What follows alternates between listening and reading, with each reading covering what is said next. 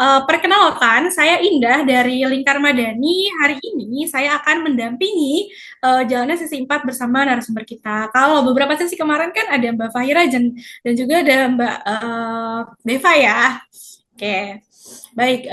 Saya ingin mengucapkan terima kasih kepada teman-teman Lingkar Madani yang telah meluangkan waktunya untuk bergabung dalam kelas pelatihan kapasitas keorganisasian dengan judul mempersiapkan pemimpin dari internal organisasi melalui kaderisasi, sebuah praktik ya teman-teman.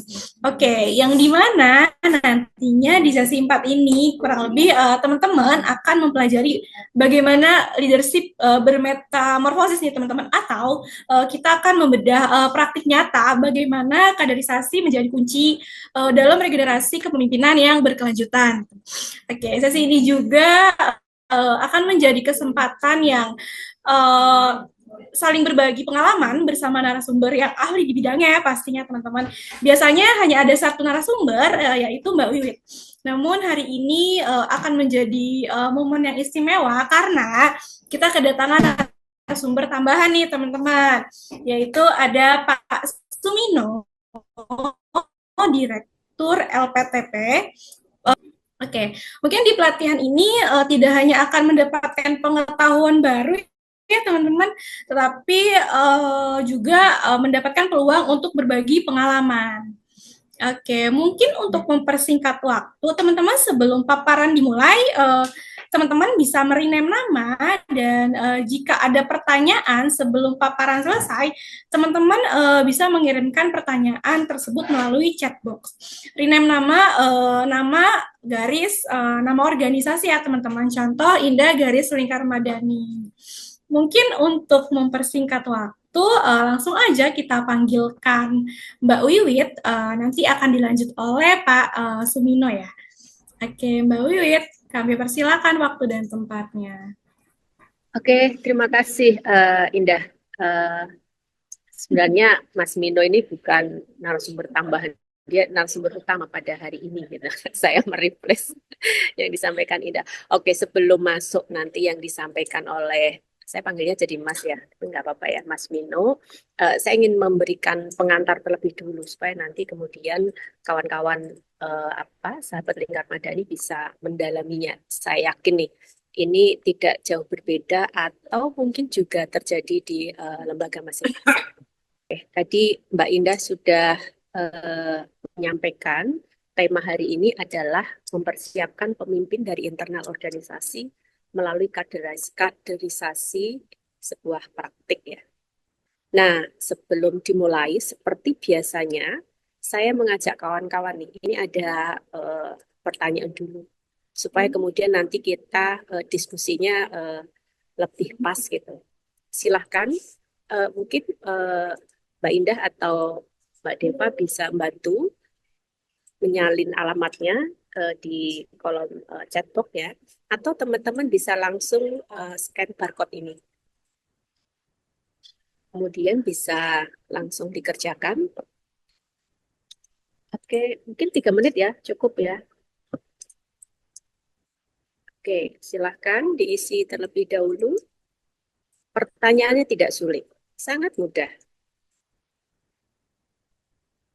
Ini hasilnya. Jadi pertanyaan saya tadi sederhana. Pimpinan di organisasi Anda berasal dari, nah, internal ada 5, kemudian eksternal ada 3. Gitu. Nah, ini sebenarnya yang menarik yang akan kita dalami pada hari ini. Nah, saya hanya ingin memberikan kerangka sebelum nanti saya dilanjutkan oleh Mas Mino ya. Saya ingin mengenalkan soal leadership metamorphosis gitu. Sebenarnya ini yang akan kita bahas pada hari ini. Jadi kalau ini diilustrasikan di tingkat internal organisasi ya. Nah, proses untuk menjadi pemimpin gitu, ini ada kalau kalau kita menggunakan pendekatan leadership metamorphosis itu. Di sini ada lingkaran besar. Ini adalah pengikut atau dia sebagai ilustrasinya sebagai ulat. Kemudian ada proses menjadi kepompong. Kepompong ini disebut sebagai pemimpin yang tangguh. Tanggung, bukan tangguh ya, tangguh. Jadi tengah-tengah lah. Nah, kemudian menjadi kupu-kupu ini menjadi pimpinan utama. Jadi prosesnya memang awal ya di dalam kepemimpinan itu pasti akan jadi mengikuti dulu, akan belajar, akan mengikuti perintah, tidak akan bergerak kalau tidak diperintah itu. Tapi dengan seiring waktu, mereka pasti akan kelihatan nih bagaimana yang punya potensi dan tidak. Ada yang kemudian memilih tetap menjadi ulat atau pengikut, tapi ada kemudian yang sudah bertransformasi gitu untuk menjadi kepompong. Nah, proses di sini. Nah, kemudian di sini ya. Jadi ini proses tadi yang leadership metamorphosis ya, kepompong cerita ulat menjadi kupu-kupu. Nah, di dalam proses di internal organisasi, tahapannya untuk melahirkan seorang pemimpin ya, ini adalah seperti ini gitu, prosesnya. Nah, lebih dalam nanti akan disampaikan oleh Mas Mino ya, belajar dari pengalaman beliau membangun leadership pada anak-anak Gen Z gitu. Nah, ini luar biasa. Nanti di akhir saya akan membungkus ini semua. Bagaimana kalau kemudian ditarik menggunakan pendekatan leadership metamorphosis gitu. Mungkin saya hanya akan mengantarkan sampai di situ. Selanjutnya saya serahkan ke Mas Mino. Silakan Mas Mino. Terima kasih Mbak Wiwit dan teman-teman sekalian. Selamat siang. Sesuai dengan materi yang perlu saya sampaikan, sebenarnya ini berbagi pengalaman organisasi dan berbagi pengalaman eh, eh, kami dalam bagaimana kemudian membangun melakukan kaderisasi ya ini. Jadi eh, karena kok muncul nggak Mbak? Nggak muncul ya? Belum. Belum ya? Ya. Di organisasi saya dari LPTP Surakarta, jadi kami juga pernah mengalami masa-masa di mana eh, kita itu terjadi kemandekan di organisasi. Mungkin ini juga banyak dialami oleh kawan-kawan sekalian ketika eh, ada satu masa di mana senior kita itu cukup organisasi kemudian meriah ya, bahasanya meriah ya Mbak. Kalau banyak kegiatan itu kan meriah, guyup gitu ya ininya.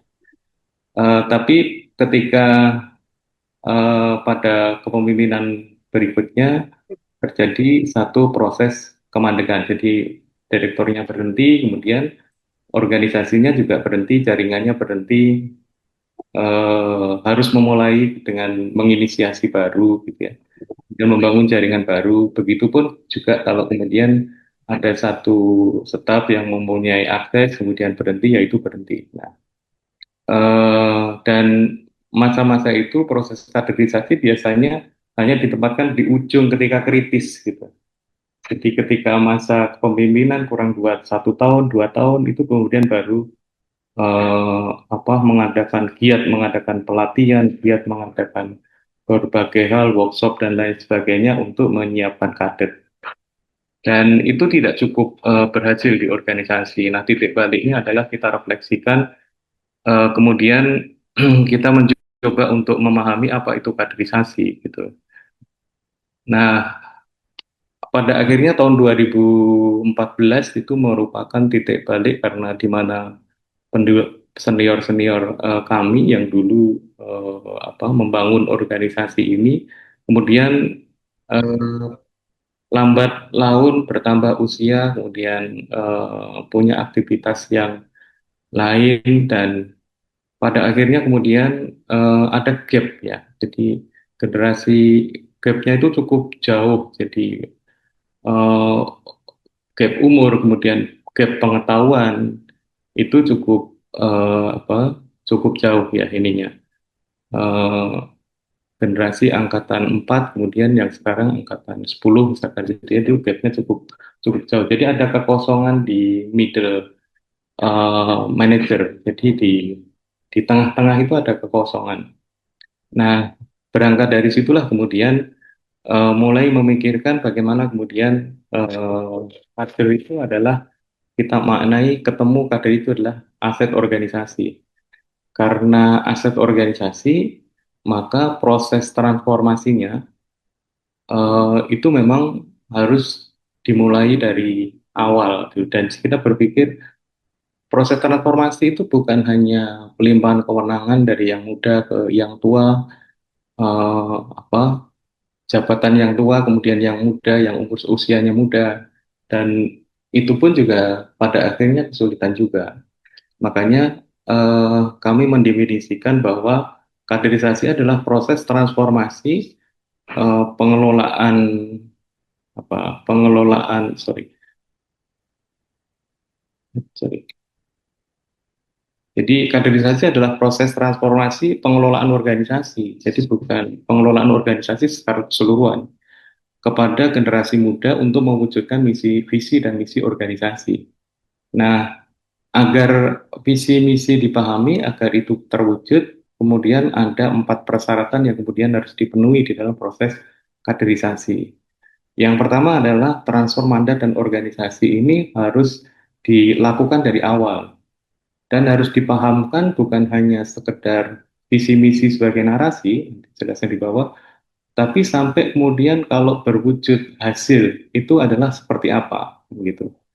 Nah, itu sampai diinternalisasi sampai ke tindakan, perilaku, bahkan sampai di kehidupan individu dan kehidupan keluarga, kehidupan di masyarakat sebagai komunitas dampingan kita. Yang kedua, yang senior harus juga mentransferkan pengetahuan dan keterampilannya secara utuh, gitu.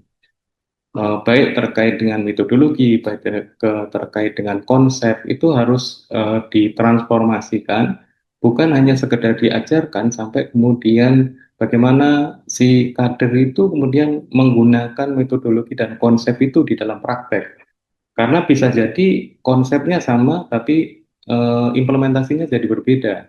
Nah, karena cara implementasinya berbeda, seringkali ini kemudian menjadi pertentangan. Padahal tujuan yang harus dilihat adalah tujuannya adalah sama, karena perbedaan inilah yang kemudian akan membangun satu teori, membangun satu konsep, dan membangun satu metodologi baru, kan gitu. Nah, yang berikutnya adalah transfer kewenangan dan tanggung jawab secara bertahap. Nah, ini perlu untuk dilakukan transfer kewenangan. Jadi pelan-pelan mulai dari awal kewenangan itu harus diberikan ya, diberikan secara bertahap sesuai dengan tanggung jawabnya. Jadi kalau misalkan dia baru staf baru, tanggung jawabnya apa? Nah, mulai hal-hal kecil memberikan kewenangan mengambilkan keputusan itu harus mulai diberikan. Mulai dari pengambilan keputusan, misalkan menentukan kapan dia harus ke lapangan, kapan dia harus menyusun laporan, kapan dengan siapa dia berhak komunikasi, itu harus diberikan meskipun itu dari dalam taraf yang kecil gitu ini ya. Kemudian transfer akses dan pengelolaan sumber daya. Nah, akses dan pengelolaan sumber daya ini terkait dengan jaringan kerjasama. Jaringan kerjasama itu juga harus diberikan secara pelan-pelan. Jadi kalau yang kami lakukan selama ini bertahap, misalkan staf fasilitator lapangan dia memiliki apa namanya akses. Kalau kami punya kenal dengan tokoh-tokoh masyarakat, kita komunikasi informasi itu ke mereka. Kemudian ketika sudah naik ke wilayah koordinator, dia bisa berkoordinasi, kemudian melakukan akses terhadap pemerintah daerah misalkan, kemudian termasuk juga sudah mulai membangun komunikasi dengan mitra di mana dia bekerja, misalkan dengan satu satu lembaga donor, misalkan. Nah, itu harus mulai ketika dia sudah koordinator, ya harus dia diberi ruang untuk berkoordinasi, berkomunikasi, tapi secara bertahap, membuat pelaporan, dikirim sendiri, tapi harus pengetahuan harus diberitahukan ke pimpinan kan ininya. Nah, ini adalah wujud nyata bagaimana kemudian kita mentransfer akses dan pengelolaan sumber daya. Nah, kenapa ini dipilih? Karena kemampuan untuk bernegosiasi, kemampuan untuk berdiplomasi itu tidak bisa diajarkan secara cepat. Ini adalah proses. Masing-masing orang punya punya cara. Maka yang perlu diberikan adalah ruang dan kesempatan untuk aktualisasi diri secara adil. Jadi tidak ada penyeragaman di situ. Termasuk di dalamnya misalkan sampai ke staf rumah tangga, office boy misalkan, itu juga harus terdefinisikan pada bagian-bagian mana sebenarnya mereka bisa membangun komunikasi, berkoordinasi, kemudian mengambil keputusan. Itu juga harus mulai dipahamkan ke arah itu. Nah, berikutnya, nah proses bagaimana kemudian kaderisasi yang kami lakukan. Yang pertama itu kita jarang sekali melakukan rekrutmen apa namanya fasilitator. Biasanya kita melalui proses adanya magang belajar. Nah, magang belajar itu adalah mulai dari menjadi mahasiswa. Kalau kemudian kita undang teman-teman mahasiswa yang akan magang, yang akan PKL, itu adalah proses kaderisasi. Nah, di sini adalah motivasinya, itu adalah motivasi belajar. Jadi orientasinya memang orientasi belajar. Jadi organisasi mereka mulai dari merencanakan sendiri belajarnya, membiayai diri sendiri, tetapi juga berhak dilibatkan di dalam diskusi-diskusi yang topik sesuai dengan pemagangannya.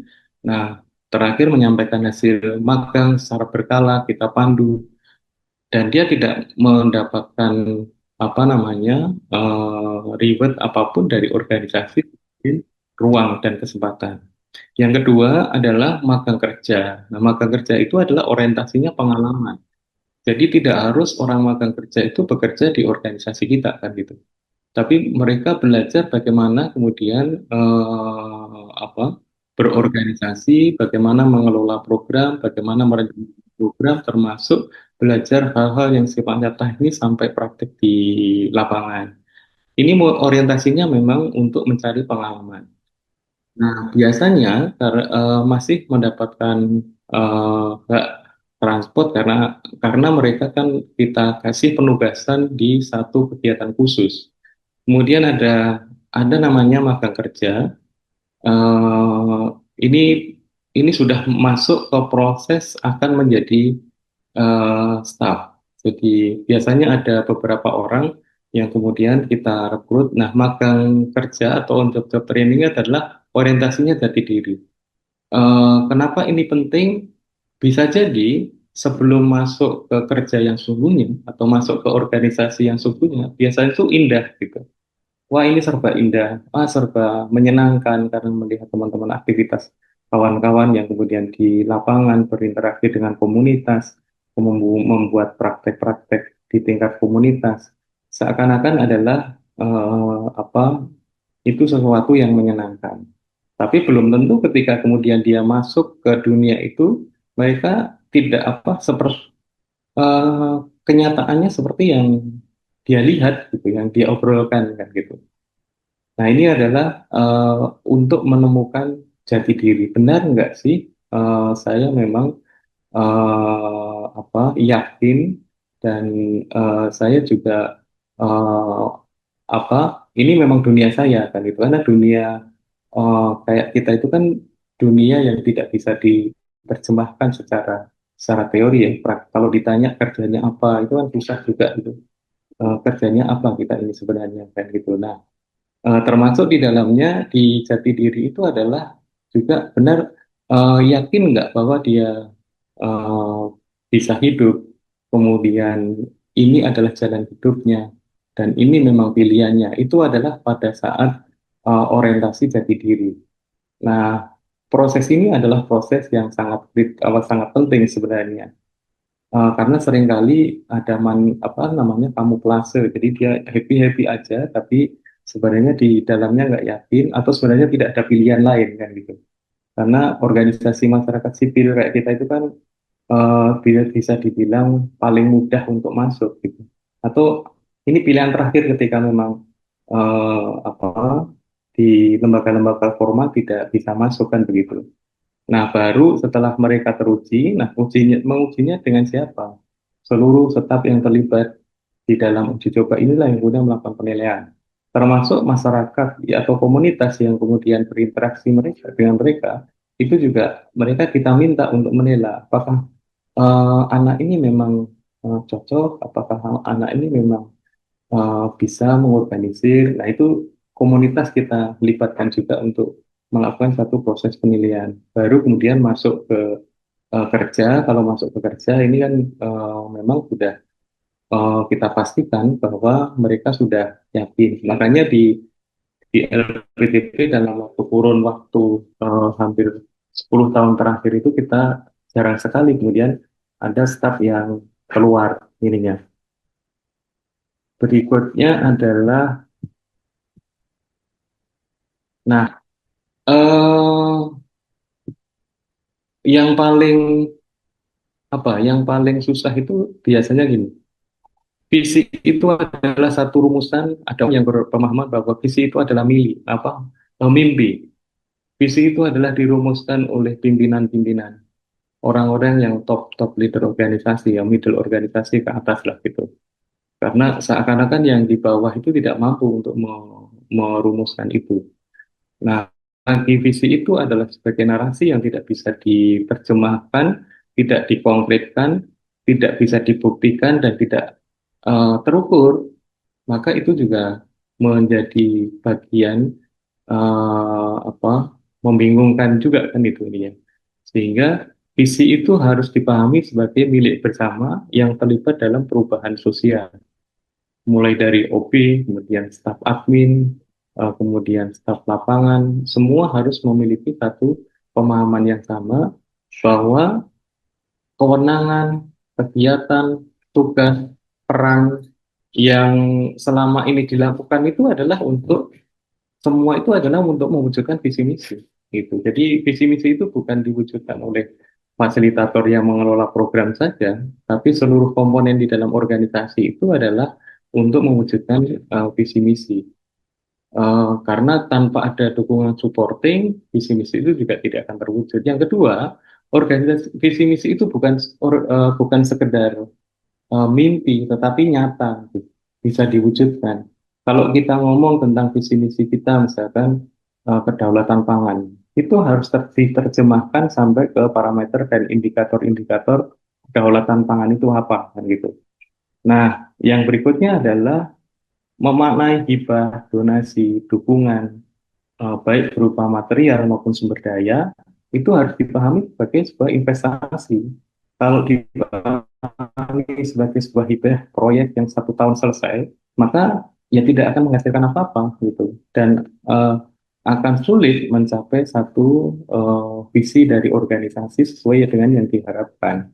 Karena investasi, kalau pemahamannya itu investasi, maka itu harus dipertanggungjawabkan dan suatu saat hasilnya harus dipanen kan begitu ini ya.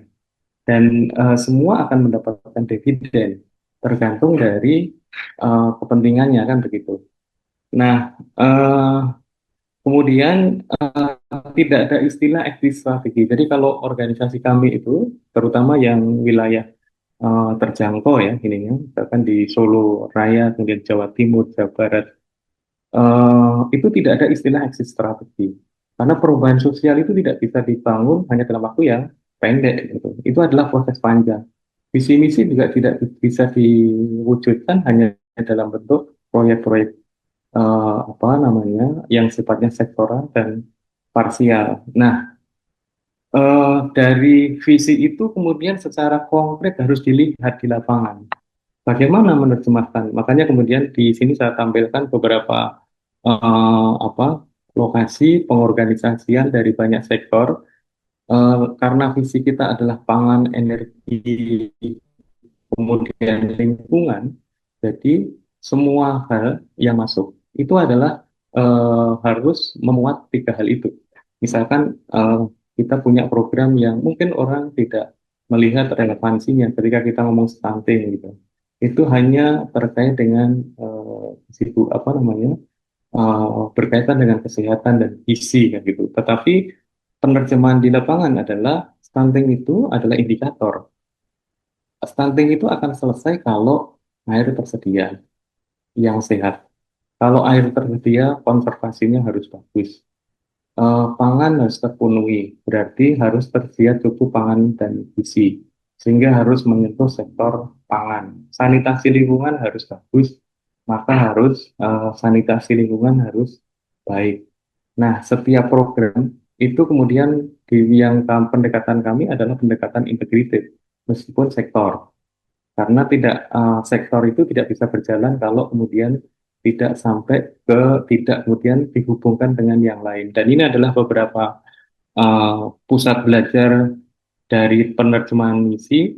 Ini tidak pendek, ini jadi cukup panjang kita melakukan asistensi, baik itu ada project atau tidak, karena tidak seluruh pendampingan yang dilakukan itu harus berbiaya gitu. Mereka pada saat saat mereka mungkin hanya butuh pendampingan saja gitu, dan pelan-pelan kewenangan itu kemudian harus kita kita berikan juga ke komunitas. Misalkan ini pusat belajar ini adalah yang kenapa kemudian menjadi investasi ketika kita mengembangkan budidaya tanaman buah misalkan, yang dilihat itu kan hanya buah yang dihasilkan, tetapi itu adalah haknya masyarakat karena mereka yang kemudian merawat.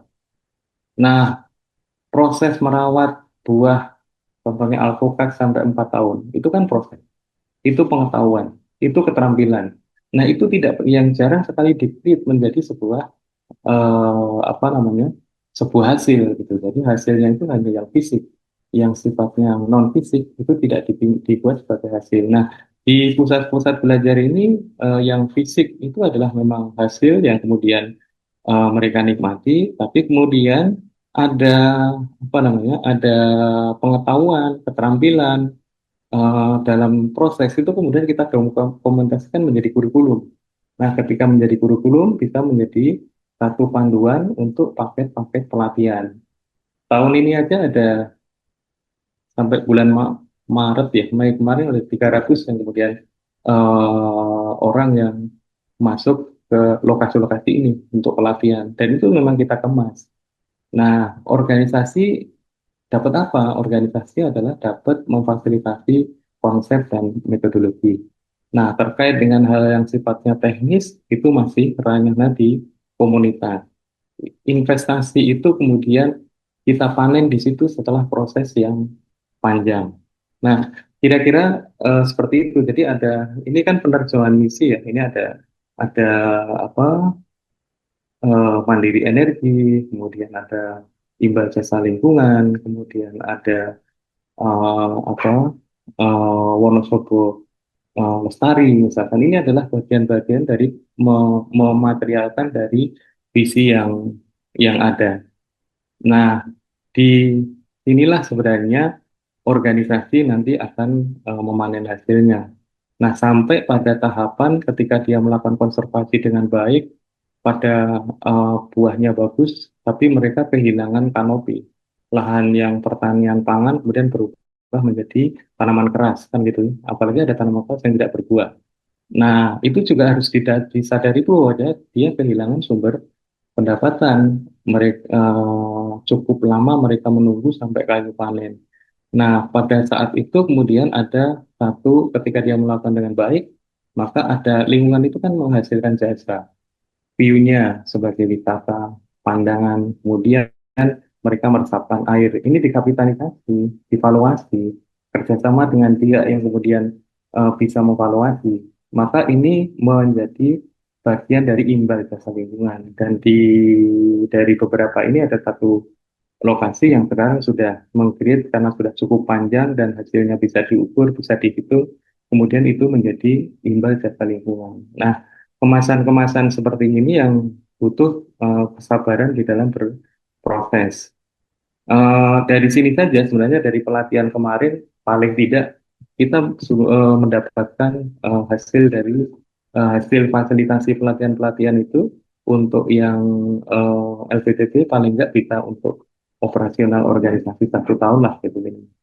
Nah, itu adalah bagaimana memaknai sebuah tindakan kan kasihan ya, maksudnya teman-teman saya fasilitator yang ke lapangan pagi, siang, sore, dia kehilangan waktu, kehilangan eh, biaya, kehilangan tenaga. Nah, itu kan sebenarnya nggak sepadan dengan gaji yang diterima karena apa? Karena umurnya hanya seumur proyek gitu. Ini yang kemudian membuat motivasi orang itu menurun. Motivasi menurun itu kadang kalau masih bujang oke lah. Kalau sudah punya anak, kemudian sudah mau sekolah, sudah mau kuliah, nah itu mulai pelan-pelan merasionalisasi apakah saya bisa hidup dari sini kalau hanya mengandalkan produk saja. Nah, bagaimana mengelolanya? Saya mencoba mulai dari olah pikiran. Jadi bagaimana kemudian kita selalu menggali pikiran, menggali gagasan, menggali ide ke semua orang yang ada di organisasi itu diberi ruang yang sama, diberi peran yang sama secara adil, gagasan dan pikiran itu se apa namanya sekecil apapun itu harus kemudian kita coba perhatikan. Yang kedua adalah di tingkat keluarga. Jadi bagaimana kemudian kita mampu memahamkan ke keluarga. Kalau yang di atas lebih ke individu, kalau ini yang ke keluarga. Apakah keluarga juga paham dengan kerja-kerja kita? Apakah keluarga juga paham tentang visi misi organisasi? Apakah kemudian diri kita juga eh, merasa bahwa apa yang dijalankan ini adalah bagian dari visi individu yang diwujudkan di dalam organisasi. Ini juga seringkali kaderisasi itu mentoknya di keluarga karena tidak bisa menjelaskan, memahamkan ke keluarga sebenarnya orientasi kita kerja-kerja seperti ini itu apa.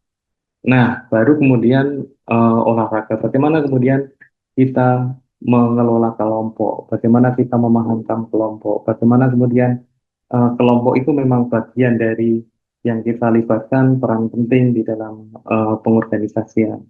Sampai kemudian kita satukan visi individu, visi keluarga, visi warga, apakah kemudian memiliki visi yang sama? Kalau ada perbedaan, bagaimana kemudian itu bisa kita satukan, bukan kita samakan, kita membangun keseimbangan sehingga antara individu di organisasi, kemudian organisasi, keluarga, dan komunitas yang kemudian kita organisir, ini memiliki satu kesepahaman yang sama untuk melakukan perubahan. Nah, kadang kita alergi untuk menyampaikan, mendiskusikan sebenarnya korelasi antara visi individu, visi organisasi, kemudian visi komunitas. Nah, berikutnya adalah eh, ini adalah hasil kerja. Kita harus mengapresiasi terhadap keberhasilan kegiatan apapun yang dilakukan oleh staf apa namanya di terutama anak-anak muda itu harus kita apresiasi. Bentuknya bisa macam-macam. Apakah kemudian bentuknya adalah dinaikkan posisinya, apakah bentuknya kemudian dikirim pelatihan atau bentuknya dalam bentuk beasiswa. Ini memang harus harus mulai diapresiasi gitu. Atau bentuknya berupa investasi dilibatkan di dalam bisnis-bisnis organisasi gitu. Yang berikutnya adalah olah pengarap-arap atau cita-cita. Ini adalah melaksanakan perencanaan. Jadi bagaimana kemudian cita-cita ini bisa diwujudkan? Tadi yang saya sampaikan, cita-citanya apa sih? Keinginannya apa sih? Apakah itu sejalan dengan cita-cita organisasi? Apakah itu sejalan dengan cita-cita keluarga? Apakah itu sejalan dengan cita-cita di komunitas? Artinya membangun cita-cita bersama gitu. Oh, ternyata ini proses yang saya kira tidak tidak pendek, ini proses yang panjang ininya. Sampai menemukan bahwa oh ini memang kita mau memiliki satu cita-cita yang sama. Yang berikutnya adalah harta. Nah, aset ini seringkali juga menjadi persoalan di organisasi. Banyak organisasi yang bubar, banyak organisasi yang konflik, banyak organisasi yang pecah. Itu karena aset. Nah, dikembalikan ke kita lagi. Apakah berdirinya organisasi ini adalah untuk mengumpulkan aset? Kalau mengumpulkan aset ya bisnis saja, bisnis murni kan begitu. eh, apakah kemudian aset ini adalah sebagai bagian untuk mendukung gerak-gerak organisasi sehingga harus dikembangkan. Kalau dikembangkan itu harus ada lembaga khusus. LPTW punya unit usaha dan ini dikelola oleh lembaga khusus yang di dalamnya aset yang dimiliki, saham yang dimiliki adalah semua orang yang terlibat di organisasi adalah memiliki saham itu.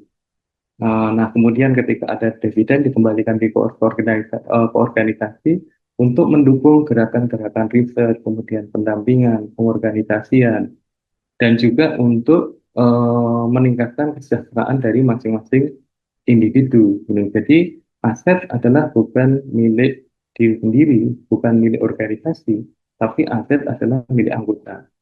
Makanya di tempat kita itu tidak ada yang memiliki aset. Pengelolaan aset adalah milik komunitas namanya. Apapun di yang ada itu kalau mau digunakan harus kesepakatan komunitas itu sendiri. Gitu. Kemudian informasi. Jadi informasi harus diberikan, harus dicari, dan kemudian setiap informasi yang didapat kita harus membuat satu mekanisme distribusi dan pengelolaan informasi. Jadi informasi bukan hanya milik pimpinan, informasi adalah milik semua. Jadi apapun yang keluar dan masuk itu harus dikelola. Kemudian mitra jaringan, jadi mitra jaringan ini adalah bagaimana mengelola mitra, bagaimana mengelola jaringan, apa kepentingan mitra, apa kepentingan organisasi. Ini harus sejalan dan juga termasuk di dalamnya nggak mungkin satu orang itu mengelola banyak jaringan. Seharusnya kalau di tempat kami jaringan itu didistribusi. Jadi kalau satu staff dia mengelola proyek, maka kemudian dikasih kewenangan untuk berkoordinasi, bertukar informasi, kemudian berkomunikasi kepada jaringan itu tersebut. Dan ini melatih mereka untuk bagaimana mengembangkan jaringan. Apakah kemudian pimpinan organisasi akan kehilangan apa namanya jaringannya? Enggak juga, karena penentu kebijakan kan tetap di organisasi. Bahkan ketika jaringan kita distribusi, maka ruang untuk membuka jaringan lain itu akan lebih terbuka, jaringan yang lebih luas. Kemudian, nah ini mulai dari tadi, ini yang sampaikan tadi, mulai dari pemahaman visi di tingkat individu, kemudian sampai konsekuensinya, selaras enggak dengan visi misi organisasi, yakin nggak bisa hidup layak atau masa depannya terlibat dalam organisasi ini harus clear, harus selesai di tahapan tadi. Tahapan 4 proses tahapan itu harus selesai.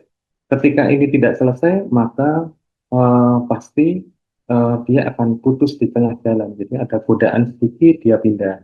Ada tawar sedikit, dia pindah. Ini. Yang berikutnya adalah keluarga. Memastikan bahwa setiap anggota keluarga memahami visi, memastikan setiap anggota keluarga itu terpenuhi kebutuhannya. Ini penting. Jangan sampai kita ngorganisir tapi keluarga kita kelaparan kan begitu. Kita dorong mendampingi komunitas sehingga komunitas berhasil dari yang tidak punya apa-apa sampai kemudian dia hidup layak, sampai dia bisa menyekolahkan anaknya misalkan, tapi kita sendiri kesulitan untuk menyekolahkan anak. Kemudian memastikan bahwa setiap anggota keluarga memahami segala konsekuensi. Ini harus didiskusikan. Konsekuensi-konsekuensi ketika kita melakukan advokasi misalkan, kita melakukan perjalanan jauh misalkan, atau kita masuk ke daerah yang memang berbahaya, ini harus kita sampaikan ke mereka. Kemudian jangan lupa ini juga mengenal anggota keluarga, jadi bukan hanya stafnya, tapi sampai keluarganya, disapa keluarganya, disapa bagaimana kabar anaknya. Ini adalah hal yang penting, karena dengan seperti itu keluarganya menjadi nyaman. Jadi saya contohkan, misalkan saya itu selalu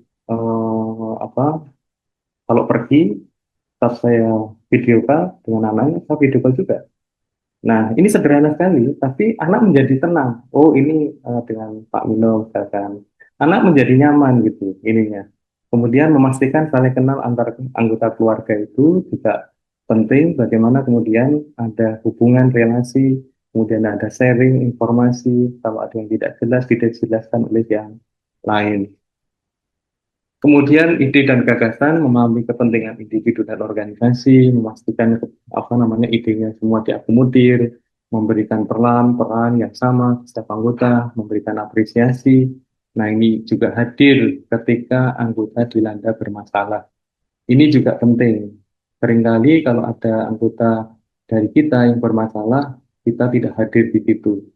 Meskipun hal-hal yang sederhana, keluarganya sakit atau kecelakaan, atau ada baru bermasalah dengan urusan perbankan misalkan, kita hadir di situ. Mengupayakan berkunjung ke rumah setiap anggota, tentunya tidak harus semua kalau jaraknya jauh, tapi berkunjung juga bisa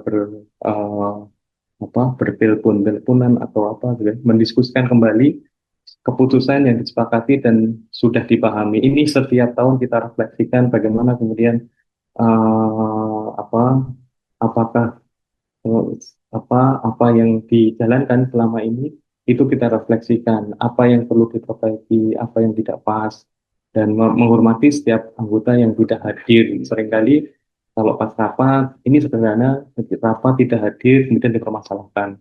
Seharusnya tidak hadir, kemudian coba kita cukup akomodatif, kenapa tidak hadir, jangan-jangan ada masalah, atau jangan-jangan ada yang tidak ada satu permasalahan dengan yang lain. Ini yang kemudian harus kita pahami. Tidak hadir itu bukan karena tidak bisa, tidak apa, tidak serius, mungkin karena memang ada permasalahan serius kemudian mereka tidak hadir.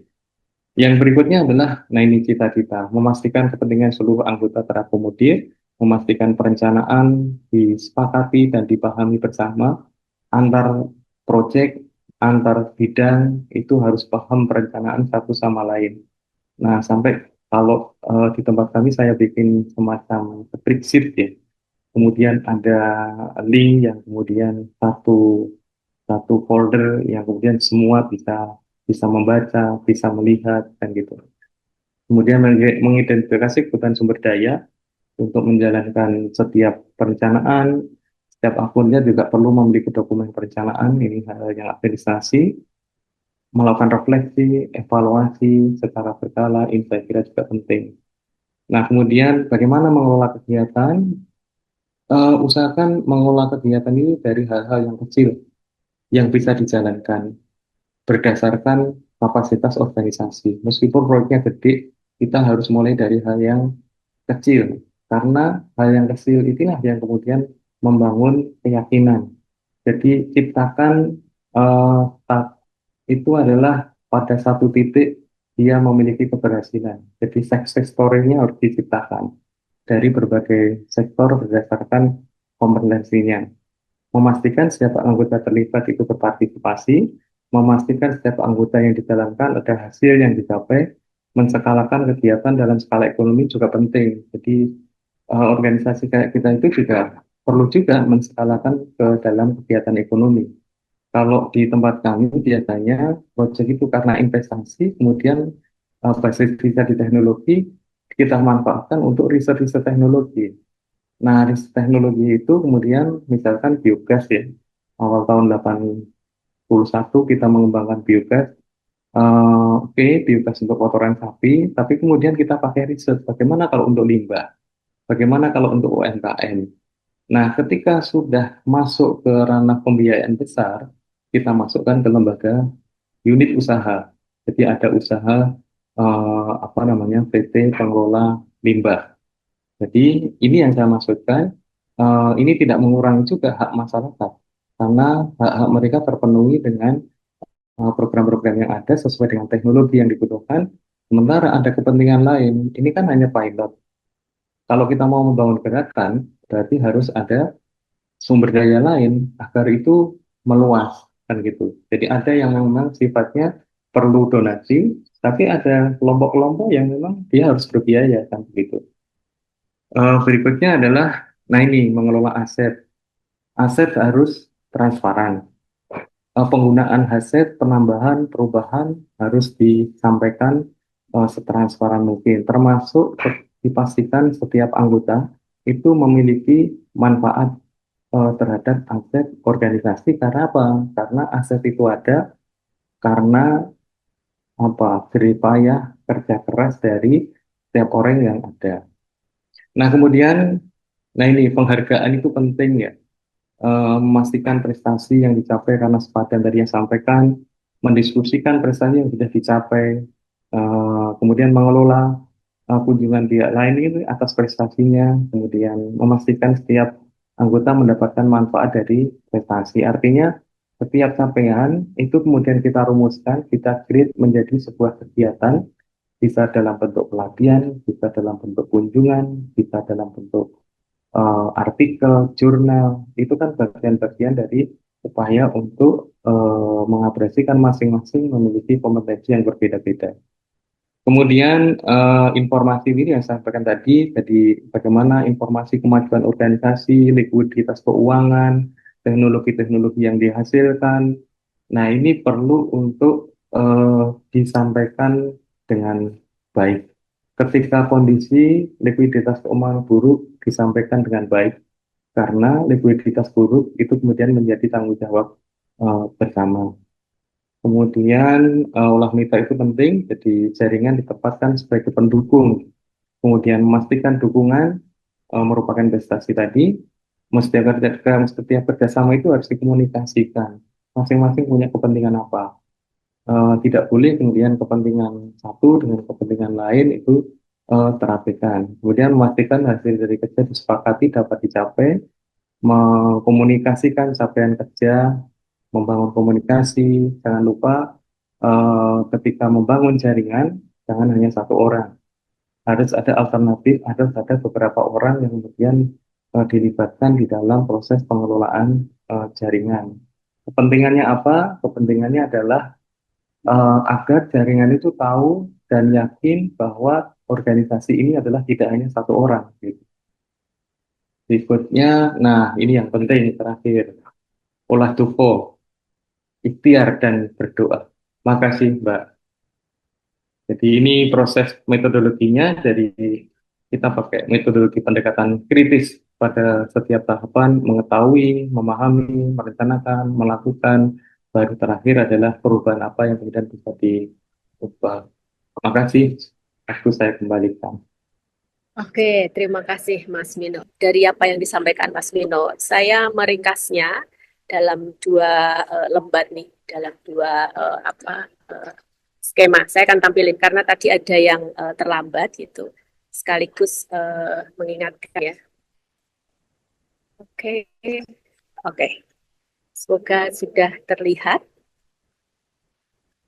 Nah, ini sebenarnya tadi bicara soal kaderisasi ya, mempersiapkan pemimpin di internal kayak gitu. Nah, tadi berdasarkan pengalaman dari LPTP, kita semua harus sepakat nih bahwa kader ini adalah aset organisasi. Tapi bagaimana kader itu bisa menyumbang pada pencapaian visi dan misi organisasi, maka kemudian harus dikelola, harus diolah. Nah, proses kader sampai kemudian dia bisa menyumbang pada pencapaian visi dan misi organisasi, di sini ada namanya proses transformasinya. Nah, proses dinamai dengan kaderisasi. Nah, kaderisasi yang dilakukan mandala ya, ada 4 mandala nih. Ada 4 mandala kaderisasi berdasarkan paparan Mas Mino tadi. Ini dari pengalaman isi, kemudian mandala kedua pengetahuan dan keterampilan kewenangannya. Kemudian mandala keempat adalah akses dan pengelolaan sumber daya manusia. Nah ini, jadi kaderisasi harus mengacu meliputi 4 poin ini. Jadi saya menamainya ini mandala kaderisasi. Nah ini semua akan kemudian akan membangun individu-individu. Akhirnya mereka akan menjadi seorang pemimpin gitu. Nah, selanjutnya di dalam proses ini semua, kemudian penting harus dipastikan ini nih. Kalau bahasanya Mas Mino tadi soal olah ya, olah mengolah. Jadi ini ada berapa nih? Ini ada banyak banget, 8 apa ya, 9, ada 9 nih. Mulai dari ide, olah ide, kemudian keluarga kayak gitu, kemudian anggota. Nah ini ada warga ya, kemudian hasil ada harta, informasi, mitra jaringan. Sangat teman-teman bisa mendalaminya kayak gitu. Baik, teman-teman semuanya, jika ada pertanyaan, boleh silakan open mic dari apa yang sudah disampaikan oleh Mbak Wit dan juga Pak Mino. Mungkin selain pertanyaan, teman-teman, kalau ada pengalaman, boleh ya Mbak Wiwit, Pak Mino, kita sharing-sharing bareng. Silakan teman-teman semuanya. Atau mungkin kalau teman-teman masih malu-malu nih, boleh lah. Oh nih Kak Leha nih. Halo Kak Leha. Sudah Halo, open selamat mic. sore. Silakan. Sore. Ya, tadi aku ada pertanyaan nih, Mbak. Jadi kan kita membahas tentang komunitas ya. MDPI sendiri ini kan sudah mendampingin usaha kelompok ya, baik itu kelompok perempuan, poklasar, nelayan, sampai ke koperasi gitu. Nah, kita udah kalau yang koperasi nih mayoritas udah masuk tahun keempat. Lalu yang kelompok jual beli ikan juga udah masuk tahun ketiga. Nah, jadi kami kan mengupayakan ya mereka itu untuk yang namanya kemandirian gitu. Tapi memang tidak gampang ya mendefinisikan kata mandiri untuk sebuah komunitas gitu. Apalagi ini komunitasnya di pesisir gitu. Mayoritasnya kan nelayan, maafnya tidak pendidikannya juga paling tinggi kan SMA gitu. Nah, memasukin tahun ketiga sampai tahun kelima ini dengan omset usaha mereka yang lumayan gitu, pengelolaan keuangannya juga sudah transparansi dan akuntabel ya gitu. Tapi ada malah memasuki tahun ketiga dan tahun kelima ini, setiap ada keputusan mereka itu jadi kurang pede gitu loh. Gitu. Kalau setiap memutuskan sesuatu udah diputuskan nih sama koperasi atau kelompok gitu. Tapi masih ada kalimat, nanti sabar dulu, kita tanya torang P pendamping kayak gitu. Orang tanya MDPI dulu bagaimana, dorang setuju nggak sama keputusannya kita gitu. Nah di sini juga kadang kita pendamping nih agak merasa ragu juga kalau misalnya tiba-tiba kita bilang, oh ini kurang cocok mungkin keputusannya, atau baiknya seperti ini. Nah, karena kalau sudah berapa kali diarahkan seperti itu, akhirnya mereka jadi kurang percaya diri gitu. Apa-apa dikembalikan lagi menanyakan lagi atau mengkonfirmasi lagi ke MDPI kayak gitu. Ketika MDPI baru menyampaikan bahwa oh udah keputusannya sudah baik sesuai dengan kesepakatan kalian, persetujuan anggota, ya silahkan dijalankan gitu. Tapi mereka masih kayak yang nanya, udah betul kan? So, setuju kah? Kayak gitu. Nah, itu di tahap kami saat ini sih yang kami hadapin di lapangan.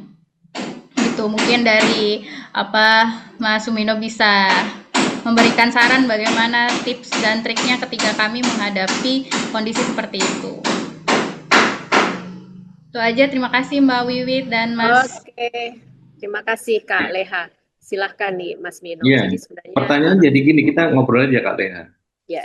Saya itu awalnya juga begitu, tahun-tahun 2000 ya, 2005, itu juga begitu ini. Jadi kita bangun organisasi, sudah ibaratnya kan jatuh bangun gitu kan ini ya. Iya. Nah, kita anggap mandiri itu kan kita anggap anggapan saja bahwa itu mandiri. Nah, semakin besar aset, semakin banyak pola, semakin banyak jaringan, permasalahannya akan menjadi semakin besar. Iya, betul sekali. Makanya tadi yang saya sampaikan, proses kaderisasi itu bukan hanya di tingkat internal, jadi di dalam pengorganisasian itu harus ada tadi secara bertahap itu kita kemudian memberikan kewenangan ke mereka, keputusan apa yang kemudian bisa diputuskan oleh mereka tanpa kita.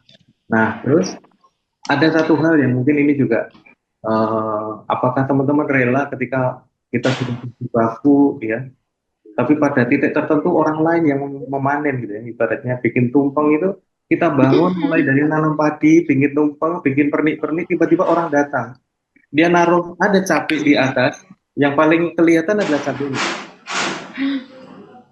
Nah terus apakah salah kalau kemudian kita juga sejahtera bersama mereka? Jadi ada satu proses di mana kita harus posisinya sama di panggilan keputusan. Saya contohkan ya Kak ya.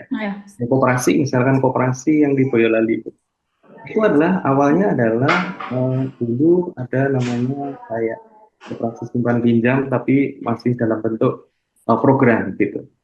Nah, kemudian lambat laun semakin besar, semakin besar. Nah, bagaimana agar mereka tidak sungkan dengan kita, kan gitu kan? Nah, kita masuklah di situ agar kita juga bisa setara dengan mereka, posisi punya hak suara yang sama. Hak suara yang sama itu juga akan berpengaruh terhadap psikologi di anggota itu. Jadi kita yang memberi pernyataan di situ, jadi kita menjadi bagian dari bisnis mereka. Kalau menjadi bagian dengan bisnis mereka, maka kemudian ketika kita datang, itu bukan orang lain lagi. Kita adalah bagian dari mereka. Maka setiap kelompok yang sudah sampai ke usaha, sebisa mungkin kita menyertakan begitu. Misalkan yang ini nih bukan simpan pinjam tapi alpokat gitu ya. Kita teman-teman fasilitator saya minta jadi dia investasi alpokat juga dalam bentuk menitipkan alpokat. Biar apa? Biar secara psikologi itu kita itu juga mendapatkan hasil dari atau ibaratnya hidup dari kerja bareng gitu. Nah, kalau tidak, pilihannya adalah itu akan dikapitalisasi orang lain atau nanti pada titik tertentu hanya milik perseorangan gitu. Karena tidak mampu kemudian untuk mengelola dinamika dan sehingga itu yang saya sampaikan tadi. Apakah salah misalkan ketika organisasi yang kita organisir sudah mampu dan mereka butuh konsultan membayar kita? Nah, seringkali kan malu-malu. Kalau saya enggak, karena pada titik tertentu mereka juga harus membayar karena itu memang kebutuhan gitu. Daripada mereka sudah tahu nih kompetensinya, keahliannya gitu. Apakah kemudian kalau membayar posisi kita menjadi lebih rendah? Enggak juga. Karena ini adalah membantu mereka untuk bagaimana ada jaminan kualitas gitu. Ada jaminan kualitas terhadap kerja-kerja yang dilakukan. Dan itu juga bagian membangun relasi. Sehingga di poin itu, sehingga seringkali mandiri itu sangat subjektif ya. Tergantung proyeknya berapa tahun kan gitu kan. Kalau sekolah 10 tahun, mandirinya kelompok ya 10 tahun gitu kan ini. Tapi sebenarnya secara bertahap keterlibatan nanti bisa mulai dari keterlibatan secara ide tadi kan karena memberi saran gitu kan. Kemudian keterlibatan secara fisik tadi kita terlibat di dalam satu proses-proses dengan penyertaan itu keterlibatan secara fisik dengan gitu. Dan di setiap usaha yang misalkan ya yang terakhir kemarin Mbak Wiwit ke sana ada satu kelompok Mbak dulunya adalah kelompok tani. Kemudian dia membuat koperasi. Nah, setiap anggota itu menanamkan aset. Nah, saya sebagai sebagai mitra diskusi, Mas Mino harus menanam aset juga. Kenapa? Biar kalau ke sini itu adalah memiliki hak yang sama. Kalau Mas Mino salah, bisa juga diprotes oleh anggotanya. Jadi tidak seluruh saran, pikiran dari Mas Mino itu adalah kebenaran gitu. Tapi beda kalau Mas Mino tidak menjadi bagian anggota kita nggak bisa dong ngasih marah Mas Vino, kemudian kritik Mas Vino. Paling ngeritiknya kalau Mas Vino sudah pergi, misalkan gitu loh Mbak. Kira-kira begitu. Mudah-mudahan sharing ini ya. Jadi jangan sampai kalau saya prinsipnya apakah kita rela kalau kemudian hasil kerja keras kita yang panen orang lain kan ibaratnya begitu ini. Tapi di bagian mana gitu ini ya. Kita porsi kita di bagian mana gitu. Tapi tanpa kemudian melampaui dari kewenangan yang seharusnya dimiliki oleh komunitas. Jadi tanpa menyerobot hak-hak komunitas, kewenangan komunitas kan begitu ininya. Karena kalau kita terlibat secara fisik dan emosi, itu kita akan lebih dalam ketika ngobrol ya, dan mereka akan lebih terbuka. Kira-kira ini tuh Mbak Leha. Yakin organisasi butuh juga kan untuk keberlanjutan organisasi, keberlanjutan individu, kesejahteraan individu kan begitu. Kira-kira begitu. Itu yang saya mau sampaikan memaknai bahwa dukungan itu adalah investasi. Terima kasih. Terima kasih Mas Mino. Mbak Leha gimana? Apakah ada yang mau didalemin lagi nih? Ya sih, saya juga kan kemarin juga kita ada pertemuan ya di Manado sama beberapa teman-teman NGO yang ada di Sulawesi Utara, pokoknya Pulau Sulawesi lah, Walasea gitu. Kami tuh akhirnya menyimpulkan memang semua NGO semua NGO merasakan dan merasakan hal yang sama, yaitu tadi ketika program selesai gitu kan, ketika program selesai bagaimana komunitas ini akan jalan begitu. Terus bagaimana kita yang sudah selesai di lokasi kerja kemudian berpindah ke tempat lain, apalagi yang bisa kita lakukan kan buat mereka. Tapi kan tadi sudah bisa terjawab ya dari Mas Minu sampaikan gitu. Ternyata kita bisa masuk dalam keanggotaannya mereka gitu. Secara pendekatan secara psikologis juga, apalagi kalau misalnya kita ikut dalam keanggotaannya mereka atau menawarkan sebagai konsultan kayak gitu. Tapi apakah hal itu tidak kalau misalnya kita menawarkan diri menjadi konsultannya mereka atau bekerja bermitra bersama mereka, apakah ada dari lembaga kita sendiri apakah ada ketentuan itu dilarang atau diperbolehkan dari sudut pandang sebuah NGO gitu, Mas? Nah itu Mbak Bibit, kalau saya sih nggak masalah sih sebenarnya. Itu dulu yang koperasi tekun itu Mbak, dulu adalah fasilitator. Sekarang Oh, jadi oke. tetapnya koperasi, nggak masalah Hmm. juga. Dan tidak kemudian menurunkan derajat mereka juga kan gitu. Hmm. Dan kita kan kadang begitu ya ininya. Nanti terus, wah ini saya biasanya bawa bawa bantuan, sekarang saya membantu mereka. Kan itu di mana mereka memang sudah berdaya, bahasanya Mbak Wiwit ya. Dia sudah berdaya dan dia sudah bisa membayar kan gitu. Kalau dulu kan dia masih dalam kondisi memang tidak ada kapital yang kemudian bisa di ini. Nah, mereka butuh nih kapasitas dia, bukan personnya, tapi kemampuan kita yang kemudian dihargai kan gitu.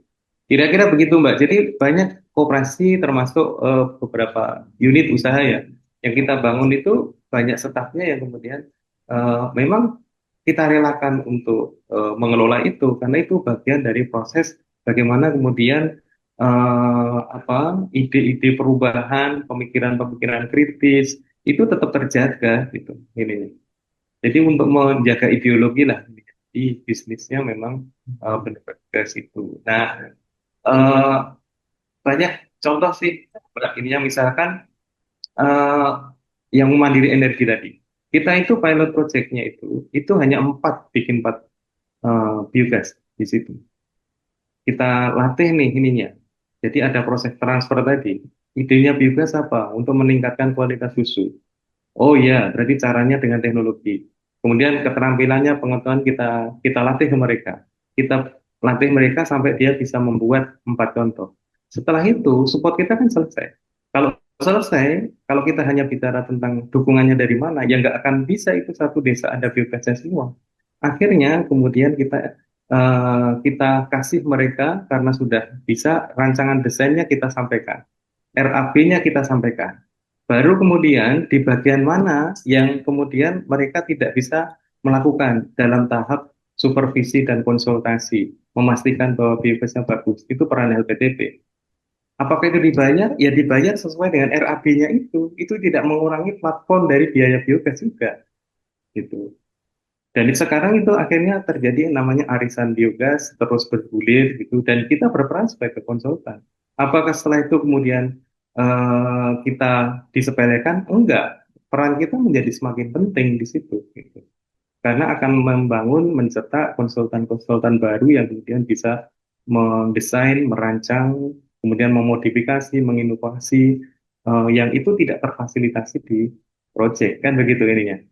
Nah, baru tahap berikutnya, prosesnya yang kemudian kita kapitalisasi. Prosesnya bagaimana proses membangun biogas, bagaimana kemudian proses mengelola biogas, itu coba kita dokumentasikan dan lokasi itu karena sering kali diundang ke tempat lain. Kalau diundang ke tempat lain itu kan kayak tebu diisep ya. Akhirnya habis ininya. Kenapa kita tidak bawa ke situ? Akhirnya kita bentuklah sekolah biogas di situ, kita siapkan kurikulumnya. Jadi proses belajarnya itu kita kapitalisasi, bukan hanya produknya. Nah, ruang kita di situ panjang gitu. Jadi kita kemudian bisa menawarkan pelatihan itu untuk magang, untuk MPKM, untuk aktivis yang pengen belajar, untuk tukang yang pengen belajar itu kita create bersama-sama menjadi sebuah paket pelatihan. Kira-kira begitu Mbak ininya. Terima kasih. Oke, Oke, terima kasih Mas Vino. Sudah siap ya Mbak Leha. terjawab. Ya, mungkin ya. Oke, saya ingin mengingatkan bahwa tadi kalau bukan suatu hal yang apa namanya baru ya, maksudnya tadi kita pun juga sebagai kerja di NGO juga bisa sebagai konsultan mereka. Nah, yang penting karena mungkin yang masih jadi pertanyaan adalah bagaimana aturan mainnya di organisasi. Nah, itu menjadi penting untuk dibahas ya, bagaimana ini kan terkait dengan keberlanjutan organisasi. Nah, di dalam konteks itu tentu menjadi penting untuk dibuatkan prinsipnya atau aturan mainnya seperti apa gitu, supaya kemudian itu tidak dianggap kemudian apa keluar dari role-nya organisasi gitu. Itu jadi mungkin itu nanti juga bisa di apa sampaikan oleh Mas Mino. Tapi sekarang lanjut nih, tadi Kak Leha udah banyak bertanya nih. Silahkan saya beri kesempatan pada teman-teman yang lain ya. Tapi mungkin bisa dikembalikan nih karena bahasan pada hari ini kan soal leadership ya, dan itu kaitannya di internal. Nah, itu tidak jauh beda dengan sebenarnya kata kuncinya adalah soal bagaimana sih praktek kaderisasi. Kalau dari pertanyaan saya di awal tadi, sebenarnya dari pimpinan organisasi itu berasal dari mana? Nah, ada yang menjawab ada dari dalam organisasi, ada yang dari luar organisasi. Sebenarnya ini ada kaitannya dengan bagaimana proses kaderisasi tersebut. Gitu. Ini juga tantangan karena di beberapa pertemuan kemarin juga muncul nih bagaimana sih melakukan komunikasi atau melakukan kaderisasi untuk teman-teman yang gengsi gitu. Nah, ini mumpung ada ahlinya, silahkan nih teman-teman menanyakannya gitu. Silahkan. Mungkin Kak Monica atau Kak Wahyudi, silahkan nih, atau dari teman-teman Papua, silahkan. Oke, kalau tidak ada, saya akan bertanya nih pada Mas Mino. Mas Mino, tadi kan sudah banyak Ada Mas dijelaskan. Mas Ada Mbak Anto. Wiwit, Oh, ada. ada. Oke, kalau enggak nanti Ya, kuotanya saya ambil. Oke, silakan langsung aja buka mic-nya. ya, ya. Saya mohon izin Mbak Wiwit dan Mas Bino, saya tidak aktifkan kamera karena jaringan di sini lagi kurang bersahabat. Tadi ini materi yang sangat menarik yang Mas Bino sampaikan. Terima kasih Mas Bino dan Mbak Wiwit. Saya izin menanyakan, jadi saya dari Treasure Shark Indonesia. Kami base-nya di Alor.